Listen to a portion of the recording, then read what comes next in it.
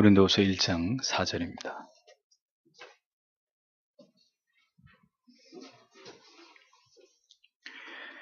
고린도후서 1장 4절 같이 읽겠습니다. 우리의 모든 환난 중에서 우리를 위로하사 우리로 하여금 하나님께 받는 위로로서 모든 환난 중에 있는 자들을 능히 위로하게 하시는 이시로다. 아멘. 자기 부인, 십자가를 지는 일. 십자가를 지는 일은 인내와 순종을 배우기 위해서도 필요한 사망에서 육한까지 십자가를 지는 일이 성도에게 어떤 유익을 주는지를 칼빈이 기독교 강의에서 밝히고 있는 바를 해설하도록 하겠습니다. 십자가를 통해서 얻는 유익이 무엇이냐? 자, 여러분 여기서 자기를 부인하고 십자가를 진다. 십자가가 뭘 의미하죠? 칼빈이 예수를 믿는 길은 자기를 부인하고 십자가를 지는 것이다 라고 했는데, 칼빈의 논리 속에 십자가를 진다는 건 뭘 뜻하는 겁니까?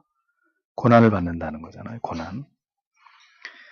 그러니까 성경은 신자의 삶에 고난이 절대로 비껴가지 않는다. 아침에도 설교했지만 계속 늘 이렇게 반복되는 중요한 그 진리의 핵심 중에 하나는 이 땅에서의 그리스도인의 삶에는 고난이 항상 쫓아간다는 거죠.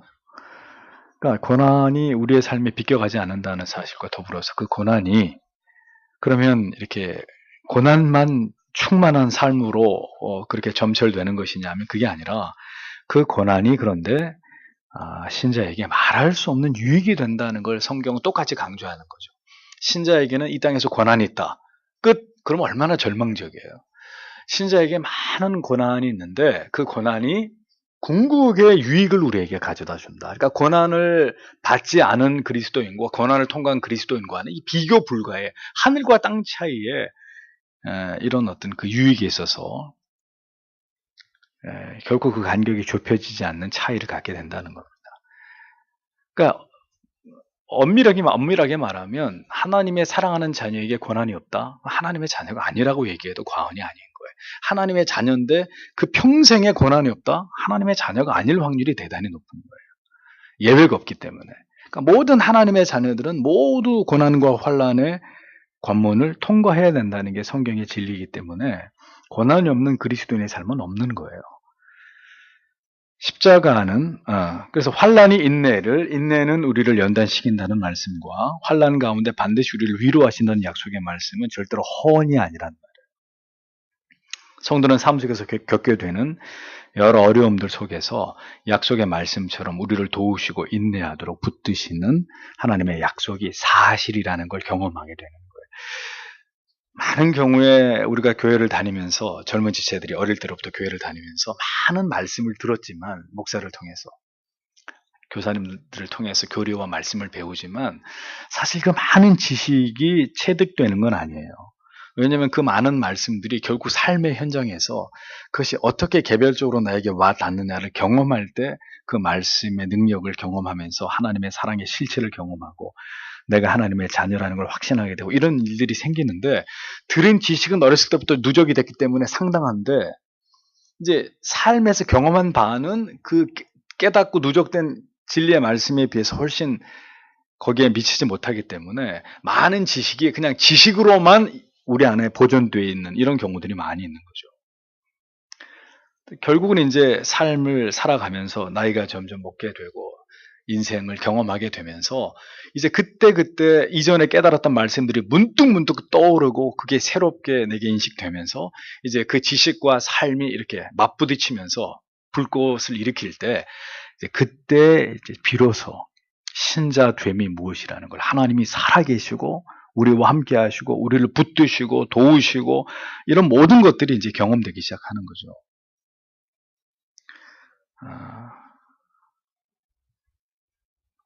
삶 속에 겪게 되는 어려움들 속에서 약속의 말씀처럼 그분이 우리를 도우시고 인내하도록 붙드신다는 그 약속이 이게 그냥 말씀만 그런 게 아니라 실제로 그렇구나 깨닫게 되는 거죠.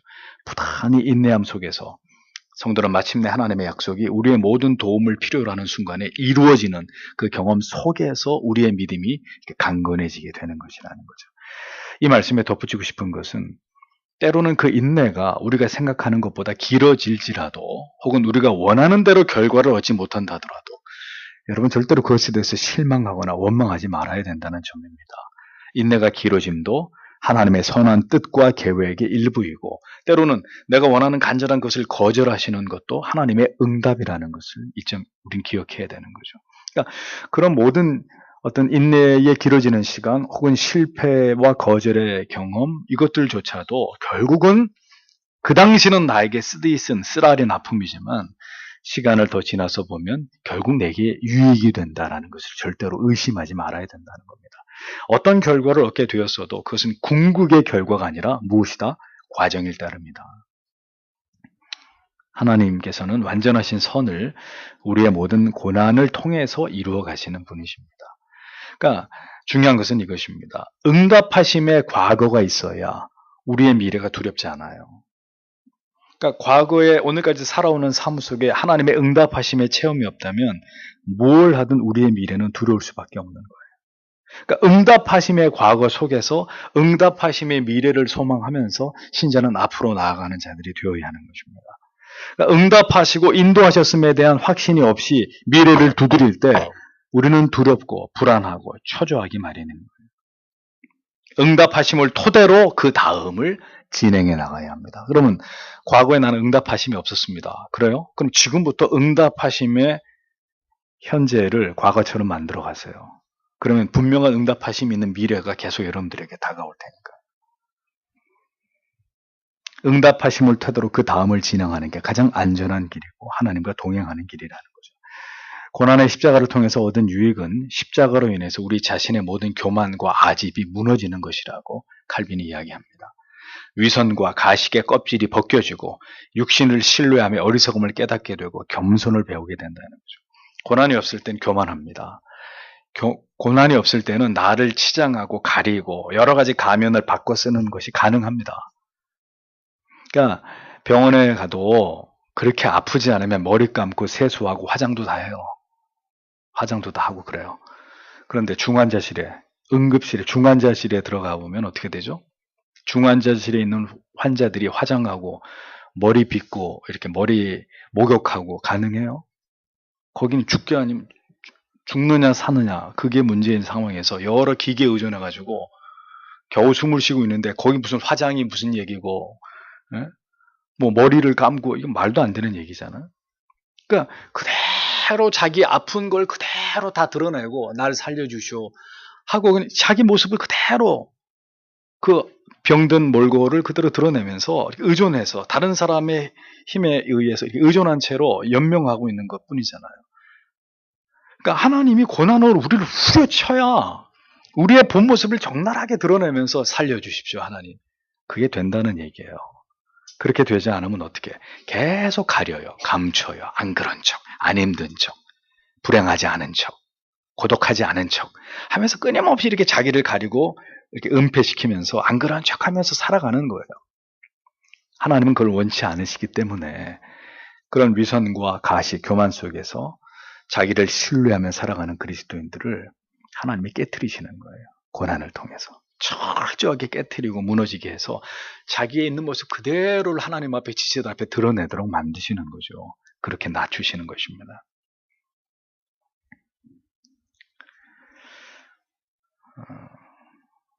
오직 하나님만을 의지하도록 만들어주므로 어떤 시련과 고난이 와도 넘어지지 않고 낙심하지 않는 그런 그리스도인으로 하나님이 우리를 변화시켜 가시는 일들을 지금도 우리 인생 속에서 행하고 계시는 것입니다. 교만과 위선과 가식 속에서 여전히 하나님이 아닌 자기를 신뢰하는 그리스도인들에게 제가 진지하게 권하고 싶습니다. 그렇게 계속 살아가면 반드시 하나님이 주시는 고난이 찾아오게 될 것이라고. 계속 자기를 감추고 안 그런 척 그렇게 살면 하나님이 고난을 통해 우리 자신을 완전히 벌거벗기시고 우리 자신의 실체를 이렇게 드러내시려고 하는 때가 온다는 거예요. 온다 이거죠. 여전히 하나님을 신뢰하지 않고 하나님께 집중하지 않으면서 자기 일에 몰두해서 살아가면 하나님이 모든 걸 다 잃어버리게 하십니다. 싹 다 거두어 가십니다. 내 모든 수년간 수십 년간의 노력이 물거품이 되도록 하나님이 다 가져가 버리십니다. 하나님의 그런 간섭이 분명히 여러분들에게 찾아온다고요.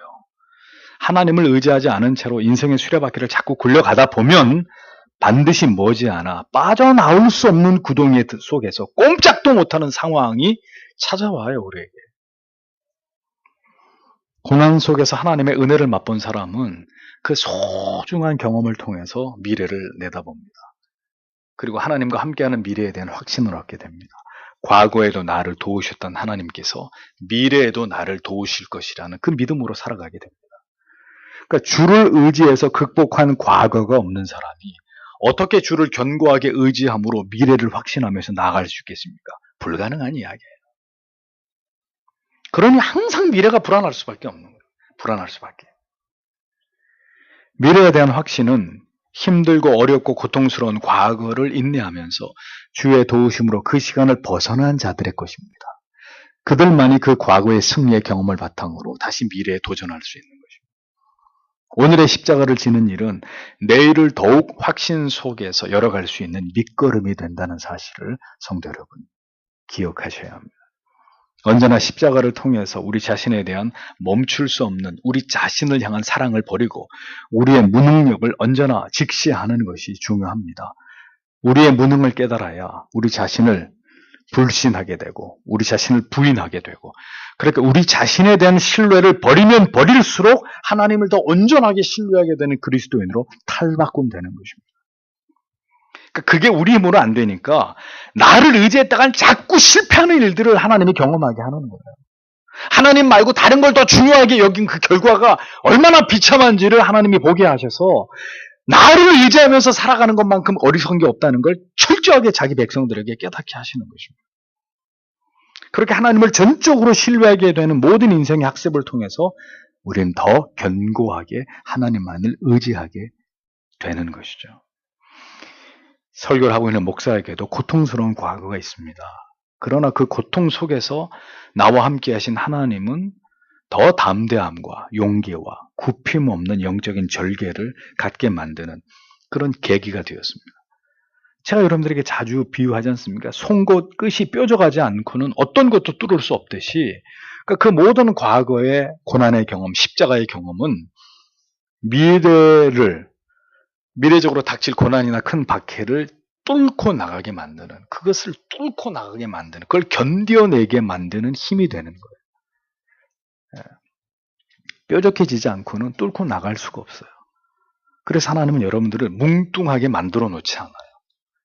이도저도 못하게 아무것도 못하는 그런 존재로 여러분들을 그냥 내버려 두지 않고 여러분들을 날카롭게 날을 세우고 그 끝을 뾰족하게 만들어서 뚫고 나갈 수 있는 존재로 세우신다니까요. 하나님의 사랑하는 자녀들을. 하나님께서 믿을 만한 분이심을 경험하지 못하고서야 어찌 우리 인생을 하나님께 온전히 맡기는 일이 가능하겠습니까? 그러니까 이와 같은 경험이 마침내 소망 가운데서 더 신실하신 하나님을 의지하면서 인생을 살아가게 만드는 첩경이 되는 것이다 라는 겁니다. 네 번째, 십자가의 연단. 그러니까 그 백성들에게 하나님께서 고난을 주시는 또 다른 목적은 그들의 인내를 시험하고 훈련하심으로 뭘 하게 하는데? 순종하게 하는 데 있다고 칼빈이 설명합니다. 근데 그 순종조차도 칼빈은 하나님께서 순종할 수 있게 해주시는 은혜를 주셔야 된다는 단서를 붙이는 거죠. 주께서는 성도들에게 베푸신 하나님의 은혜를 베푸신 것들이 그들의 삶 속에서 현명한 증거로 드러나는 것을 기뻐하십니다. 잘 기억하세요. 하나님은 오늘도 자기 백성들에게 은혜를 주시는데 때때로 하나님이 주신 그 은혜들이 내가 열심히 했는데 나무에다 물을 줬으면 새 잎이 나고 이런 맛에 이거 키우는 거지. 열심히 키우는데 잎이 우수수 다 떨어져. 당장 저기 내다 갖다 버리지 그걸 뭐하러 키우고 있겠어요. 그러니까 하나님이 우리에게 은혜를 부어주시는 것은 그 주신 은혜들이 그 감격이 그 사랑이 그 가슴 벅찬 하나님이 우리에게 주시는 그 감동이 우리의 삶 속에 어떤 순간에 선명하게 드러나는 것을 하나님이 원하신다는 거죠. 그러므로 어떤 순간에 그 베푸신 은혜들이 성도들의 삶 속에서 인내의 능력으로 때로는 절개로 드러나도록 하나님이 우리를 시험하신단 말이죠.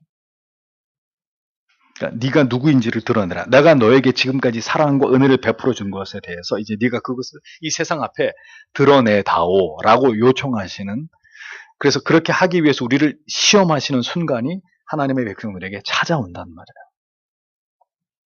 아브라함처럼 백세 얻은 아들을 바치라고 하는 이 시험을 통해서 하나님이 그가 하나님을 믿고 있는지에 대한, 그가 얼마나 경건한 하나님의 사람인지에 대한 증거를 하나님이 드러내게 하셨잖아요.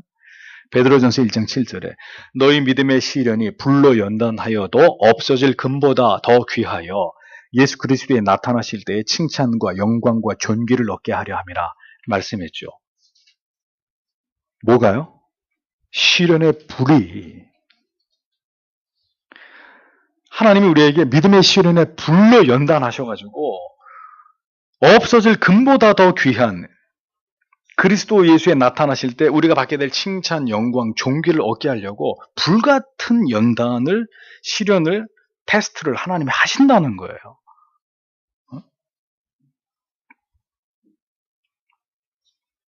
하나님께서 주신 인내를 통해서 금의 순수함이 용광로에서 시험을 받음으로 증명되듯이 확실하게 우리의 믿음이 드러나는 것을 하나님이 우리에게 요구하실 때가 있다는 거예요. 그래서 우리는 아브라함이 받은 시험을 주의 깊게 살펴보아야 하는 것입니다. 욥이 당한 시험을 자세하게 현미경으로 들여다볼 필요가 있는 거예요. 단언하건대 우리의 인생 속에서도 하나님께서 우리에게 감당기 힘든 고난을 주시면서 우리에게 물어오실 날이 온다고요. 뭘 물어봐요? 이래도 네가 나를 사랑한다고 고백하겠느냐? 이런 날이 내게 닥쳐도 너는 나를 끝까지 사랑할 것이냐? 나만을 신뢰할 것이냐? 내가 너에게서 그것을 보아야 되겠다. 그런 순간이 우리에게 찾아온단 말이에요. 하나님께서는 신자들에게 베푸신 은사들이 그대로 그냥 가리워진 채로 무용지물로 존재하는 것을 원치 않으신다고 칼빈이 이야기합니다. 그렇기 때문에 그 은사들이 발휘될 기회를 주시는 거예요. 그게 뭐예요? 고난이라는 거예요. 증명되고 드러나야 될 시험이라는 겁니다. 그러니까 언제나 선택의 순간에서 무엇을 선택할지를 통해서 우리의 믿음이 날마다 그대로 탄로나는 것입니다. 믿은 만큼, 우리가 믿는 만큼 우리의 믿음만큼 우리의 현실을 감당해내는 거예요. 그러니까 우리의 믿음이 어느 정도인지 알 수 없는데 현실에다 이 정도의 무게를 하나님이 툭 이렇게 우리한테 올려보신단 말이에요. 근데 감당이 돼요. 그럼 우리 믿음이 이만큼 되는 거예요. 그 다음에 이 정도의 믿음을 우리한테 하나님이 고난을 이렇게 우리한테 던져주시는 거죠. 근데 이걸 너끈히 감당하면 우리 믿음이 이 정도가 되는 거죠. 이제 그 다음에 점점 더 이게 이제 무게가 점점 커지는 거죠. 현실의 부담과 고난의 어떤 시련에 점점, 그러면 이걸 감당해 낼 수 있을 만큼이 믿음인 거죠. 믿음만큼 현실을 감당할 수 있는 거예요. 그러니까 믿음이 없으면 어떻게 돼요? 현실을 포기하지 못해요. 우리의 믿음이 연약하다면 어떤 시험도 환난도 감당할 수 없어요. 버텨낼 수가 없어요. 그래서 성도 여러분, 믿음은 그냥 저절로 자라지 않는 거예요. 하나님의 도우심을 경험하지 않고 자라는 믿음은 존재하지 않아요. 그러니까 때로는 이거를 겨우 들 수 있는 사람이 이거를 들려면은 어떻게 될까요? 이것과 이것 사이의 무게 정도를 드는 것을 통해서 그 다음 단계로 이렇게 그러니까 우리의 믿음이 나는 늘 내 믿음은 요거밖에 안 돼. 이렇게 하고 있는 사람은 절대로 그 믿음이 자라지 않는 거죠. 기도하는 가운데 하나님이 이 이상으로 내가 하나님 앞에 어떤 부분을 희생하고 각오하고 버리고 포기하고 그걸 원한다고 하나님은 나에게 강력하게 내 마음 가운데 하나님의 뜻을 보이실 때 그걸 하는 거예요. 감당하는 거예요. 운동을 해보신 분은 알겠지만 하루아침에 높은 중량의 이 바벨을 들 수 없어요. 가벼운 것부터 시작해서 조금 무거운 거, 내일은 조금 더 무거운 거, 한 달 뒤, 두 달 뒤, 석 달 뒤 조금 더 무거운 거, 점점 더 무거운 걸 드러내야 점점 중량이 올라가면서 무거운 킬로그램도 감당할 수가 있는 것이듯이 하나님이 그렇게 주는 마음, 거룩한 내 마음에 주시는 도전을 감당하는 거죠. 그럴 때 믿음이 이전 믿음보다 더 성장하는 것입니다. 우리가 감당해야 될 십자가의 고난을 통해서 우리는 비로소 순종을 배웁니다. 자기 뜻을 버리고 하나님의 뜻에 복종하게 됩니다. 무엇이 가장 소중한지를 깨닫게 되는 거죠. 자기 주장대로 고집대로 살아가는 사람이 하나님의 뜻을 따른다는 의미를 배울 수 있겠습니까? 불가능하죠. 하나님께서 신자의 순종을 드러낼 절호의 기회는 평안의 날들이 아니에요. 하나님이 우리에게 순종을 요구하시는 때는 평탄하고 평온하고 내 힘으로 감당할 수 있는 아무 어려움이 없는 그런 날들이 아니에요. 우리의 순종을 확인하고 싶어 하시는 순간은 고난과 고통과 괴로움에 눈물로 가득한 때, 그때가 그럼에도 불구하고 하나님의 뜻에 굴복하고 순종하면서 우리의 믿음을 드러내야 될 때라는 거죠. 그 모든 순간에 내가 하나님을 사랑함으로 하나님의 뜻에 순복하는 자녀라는 그것을 드러내야 되는 순간이 그런 때라는 거예요. 평안의 때가 아니라. 그러니까 목회자로서 저는 여러분께서 항상 합리적인 선택을 하시기를 바랍니다만, 때로는 인간의 염려와 걱정과 우려를 훌쩍 뛰어넘고 거기서 벗어나서 때로는 전혀 비합리적이고 비상식적인 매우 위험한 선택을 주를 위해서 하게 되기를 간절히 기도하고 바랍니다. 오해하지 마세요. 매 순간 그렇다는 게 아니에요. 대부분의 삶 속에서는 매우 합리적이고 지혜로운 판단을 하기를 바랍니다. 그런데 항상 그러기는 원치 않아요. 왜냐하면 그걸 뛰어넘지 못하면 여러분의 믿음도 맨날 그 자리든지 아니면 현격히 퇴보할 것이기 때문에. 때로는 아주 비합리적인, 아주 비상식적인, 그리고 굉장히 위험할 수도 있다고 생각하는 것을 하나님을 의지하고 기도하면서 뛰어드는 거예요. 그걸 감당하는 거예요. 왜냐하면 그게 믿음이기 때문에. 안전망 안에서 뛰어내리는 거는 믿음이 아니에요. 그건 초등학생들도 할 수 있는 겁니다. 어떤 안전장치도 없이 아들을 바치는 것이 믿음이란 말이죠. 사자굴로 7배나 뜨거운 풀무불 속으로 들어가는 것이 믿음입니다. 때로는 그게 믿음이란 말이에요. 항상 모든 순간에 그렇다는 게 아닙니다. 그럼 아무도 그걸 감당할 수 없어요. 우리의 믿음의 분량이 언제나 그렇게 항상 그런 능력들을 감당해 내릴 수 있는 게 아니기 때문에. 근데 때로는 하나님이, 아브라함도 그런 시험을 하나님이 수십 번, 수백 번 주신 게 아니잖아요. 그러니까 때로는 하나님이 그 믿음의 분량에서 더 성장하기를 원하시기 때문에 뛰어내리라고 말씀하실 때가 있단 말이죠. 위험천만한 칠흑같이 어두운 길을 주님을 의지하면서 가야 된다면 가야 되는 게 믿음인 거예요. 가지마, 어딜 가, 오지마. 어딜 위험한데. 그게 믿음이 아니고.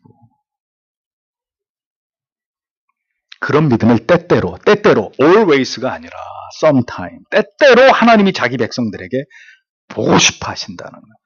칼빈이 얘기하고는 보고 싶어 하신다. 5번째, 십자가, 영적 질병을 치료하는 도구.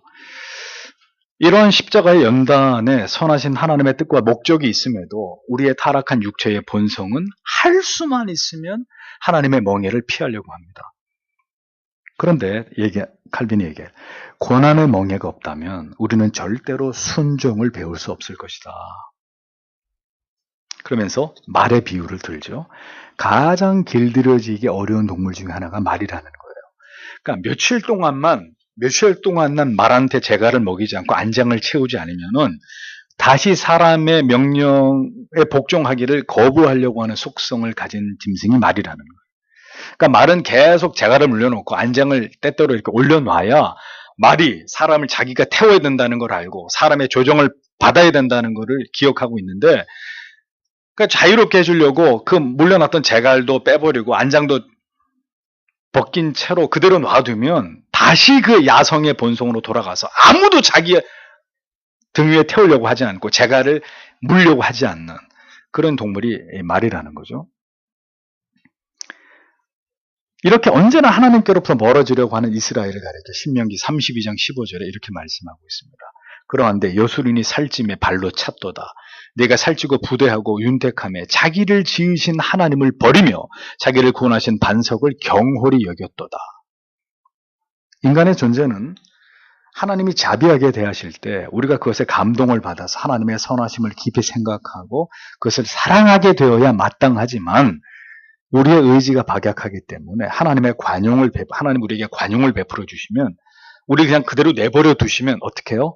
오히려 그것을 악용해서 여지없이 부패해버린다고 칼빈은 일가를 하는 것입니다. 그러하기에 징계를 통해서 우리를 억제시키고 방종과 부패에 빠지지 않도록 막으시는 일들이 하나님께로부터 우리에게 필요하다, 필수 불가결하다, 필요 불가결하다라는 거죠. 많은 재산이 방탕으로 이끌지 않도록, 명예가 우리를 교만의 자리로 올려놓지 못하도록, 육체적으로나 정신적으로나 우리가 잘났다고 여기는 점들 때문에 거만하지 않도록 친히 고난의 십자가를 사용하셔서 이 모든 것을 꺾고 굴복시키고 다양한 방편으로 우리가 그렇게 되지 못하도록 우리를 다루신다는 거예요, 하나님께서. 그래서 사람들마다 모두 제각기 다른 방식으로 이 십자가의 시련을 겪게 하신다고 이야기합니다.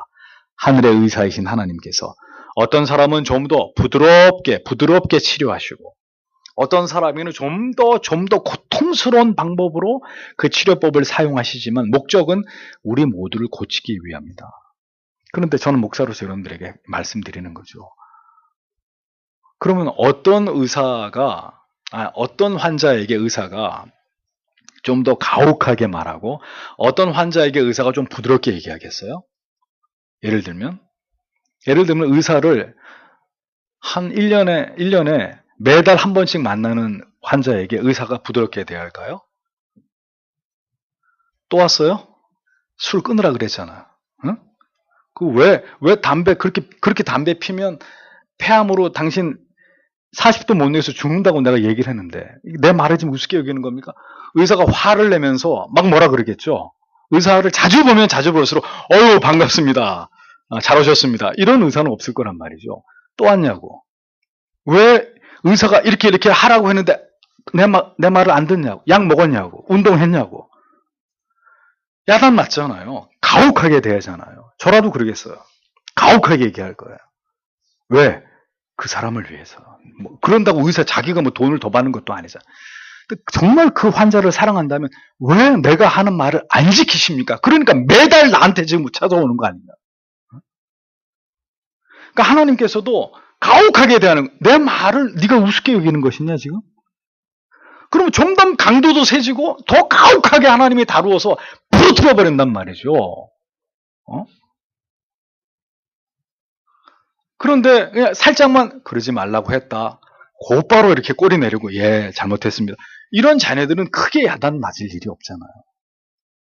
의사 선생님이 하는 얘기 정확히 지키고 약 정확히 제 시간에 먹고 다시 병원에 올 일이 그렇게 많지 않을 거 아니겠습니까? 그럼 그런 사람들한테 의사가 처음 만난 사람한테 뭘 이렇게 야단을 치고 그렇게 할 일이 뭐가 있겠어요?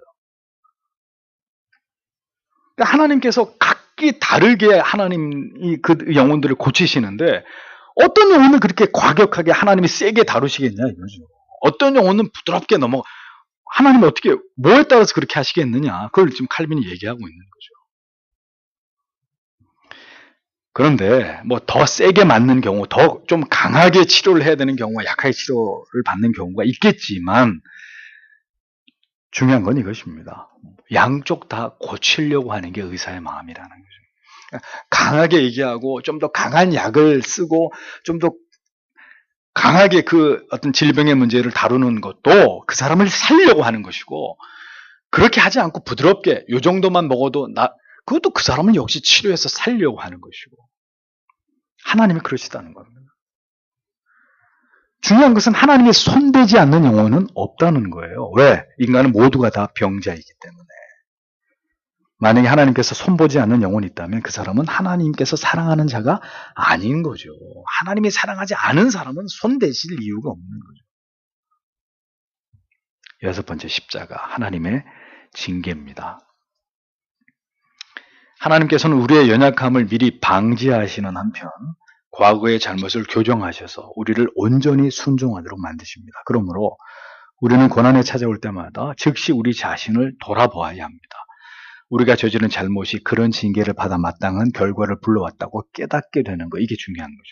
그런데 모든 징계가 다 죄의 결과를 의미하는 것은 아닙니다. 우리를 징계하시는 궁극의 이유는 고린도전서 11장 32절의 말씀처럼 세상과 함께 멸망의 정죄를 받지 않게 하시려고 하는 하나님의 뜻이 있기 때문이죠. 비록 우리가 견디기 힘든 환난과 박해를 경험하게 되더라도 우리는 하나님의 긍휼과 자비를 바라보아야 합니다. 하나님이 그 모든 시련 속에서 우리를 구원으로 이끌어 가시죠. 하나님께서는 우리들에게 괴로움과 고통을 주시지만 그로 인해서 우리를 멸망하시거나 파괴시키려고 하는 것이 하나님의 본뜻이 아닙니다. 다만 고린도전서 11장 말씀처럼 세상과 함께 영원한 정죄를 받는 자리에서 우리를 건져내시기 위해서 그렇게 하시는 것일 뿐이죠. 그래서 신자는 고난을 통해서 거듭 정결을 유지하고 순결을 향하게 되어 있는 것입니다. 잠언 3장 11절 12절에 내 아들아 여호와의 징계를 경히 여기지 말라. 그 꾸지람을 싫어하지 말라. 대저 여호와께서 그 사랑하시는 자를 징계하시기를 마치 아비가 그 기뻐하는 아들을 징계함 같이 하시느니라 라고 말씀했습니다. 그러니까 매를 맞을 때 반항하는 것이 아니라 오히려 그 징벌을 달게 받는 자식이 되어야 마땅하듯이 우리는 징계를 달게 받음으로 우리가 하나님의 자녀라는 것을 증명하고 그 징계가 우리를 참 아들로 대우하시는 하나님의 사랑이라는 것을 깊이 깨달아야 되는 것이죠. 그러니까 성경은 분명히 말씀하잖아요. 징계가 없으면 징계는 다 받는 것이오늘 징계가 없으면 사생자요 친아들이 아니니라 라고 말씀하지 않습니까? 하나님께서 우리를 선하게 이끄시고 우리의 구원을 위해서 우리를 징계하심을 견디지 못한다면 우리는 사악한 자들이 될 수밖에 없다라고 칼빈이 이야기를 합니다. 그래서 이거죠. 신자와 불신자의 차이는 불신자는 징계의 매를 맞으면 어떻게 됩니까? 더 강팍해집니다. 더 신을 저주하고 욕하고 더 사람이 강팍해집니다. 그런데 하나님의 사람들은 징계를 받으면 받을수록 어떻게 돼요? 회개를 합니다. 가슴을 치면서 회개를 한단 말이죠. 아버지가 책망할 때 아버지가 왜 저래? 미친 거 아니야? 정신 나간 거 아니야? 가 아니라 책망을 받아야 되는 자기 자신을 깊이 돌아보는 자녀가 그게 그 미래가 있는 자녀잖아요. 징계를 사랑하는 자라야 그가 진정한 자녀란 말이죠. 하나님의 백성이고 그가 더 그리스도를 닮아갈 수 있는 자가 될 수 있는 것입니다. 그래서 하나님께서 십자가의 고난을 통해서 우리에게 징계를 나타내신다. 칼빈이 그 얘기를 하고 있는 것입니다. 잠언 13장 1절에서 지혜로운 아들은 아비의 훈계를 들으나 거만한 자는 꾸지람을 즐겨 듣지 아니하느니라 라고 말씀했습니다. 여러분, 합당한 징계가 우리의 영혼의 불순물들을 제거하고 우리를 더 아름답고 빛나게 한다는 것은 불변의 진리입니다. 불변의 진리. 그러면 성도 여러분 따져보십시오. 우리가 하나님 앞에 칭찬받을 일이 더 많을까요? 하나님의 꾸지람과 책망을 통해서 우리 안에서 자꾸 깎여나가고 우리 안에서 축출돼야 될 우리 안에 무지와 허물과 죄가 더 많을까요? 그래서 하나님은 오늘도 말씀을 통해 깨닫게 하시고 책망하시고 교정하시고 하나님의 더 기뻐하시는 뜻을 보이시고 우리가 뭘 잘못하고 있는지 뭘 놓치고 있는지 어떤 것들을 망각했는지 어떤 것들을 가볍게 여기고 있는지를 계속 말씀하시는 것입니다. 그러니까 성경도 가만히 보십시오. 칭찬과 축복이 더 많습니까? 훈계와 책망과 원리와 질서와 법을 가르치는 내용이 훨씬 더 많습니다. 고난의 십자가를 통해서 우리가 더 진실된 그리스도의 사람들로 연단되어지는 은혜가 우리 모두에게 있게 되길 바랍니다. 그래서 언제나 신자는 고난이 찾아올 것에 대해서 대비하고 그 고난에 대한 정확한 해석을 가지고 그 고난이 고통과 괴로움과 절망이 아니라 그 고통이 그 시험이 궁극의 유익이다. 나를 더 성숙한 그리스도인을 하나님을 더 뜨겁게 사랑하고 하나님을 더 깊이 신뢰하고 내 미래를 더 분명한 확신 가운데 살아가게 하시기 위한 하나님의 은혜의 방편이 지금 내게 찾아오는 이런 시련 고난이다. 또 그것만 다가 아니라 내 죄를 깊이 감춰진 죄를 또 깨닫게 하시는 하나님의 은혜다. 하나님의 사람 칼빈이 우리에게 이 자기를 부인함과 십자가를 진다는 의미 속에 담겨있는 이 주옥 같은 깨달음들을 여러분들이 열심히 마음으로 이것을 새기셔서 그렇게 십자가의 고난을 바라보면서 말할 수 없는 유익을 그것으로부터 얻어내는 그 사람이 하나님의 사람이다 라고 우리에게 가르쳐주고 있는 것입니다. 오늘도 이 지혜가 우리의 삶을 지배하고 우리의 마음과 생각을 지배하는 은혜 말씀이 되기를 바랍니다. 기도하겠습니다.